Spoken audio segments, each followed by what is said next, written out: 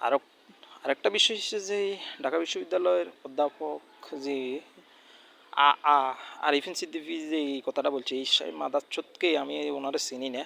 তবে আমার নাম হয়েছে আরিফ হোসেন, মোহাম্মদ আরিফ হোসেন। তো আমি ঢাকা বিশ্ববিদ্যালয়ে নয় এবং কোনো পদবিতে এবার জয়েন করি না। উনি যে এই তথ্যগুলা দিছে ওই তথ্যগুলা ওনার স্টুডেন্টরা যে একটা আন্দোলন করছে উনি ওই টাইমে কইয়াছিল। ওনার স্টুডেন্টের পাশে তো ফার্স্ট অবস্থাতে উনি দাঁড়ানো ছিল।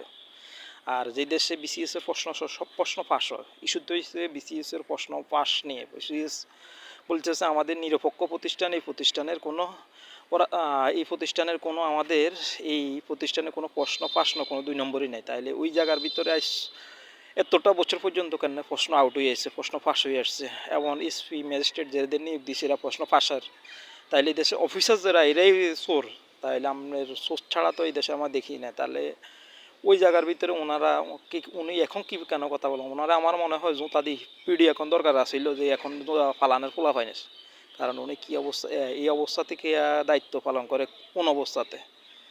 আর উনি ওনার পোলাপানে ফার্স্টে তো ফার্স্ট স্টার্টিংয়ে দাঁড়ানো আসছিল, কিন্তু ঢাকা বিশ্ববিদ্যালয় না সারা বাংলাদেশের পোলাপানের পিছনে তো উনি দাঁড়ানো ছিল। কারণ ঢাকা বা পুরা বাংলাদেশ পোলাপান যেগুলো এগুলো ওনার ছাত্র, ওনার স্টুডেন্ট, বা এটা ঢাকা বিশ্ববিদ্যালয়ের একটা বাংলাদেশের একটা মাথা।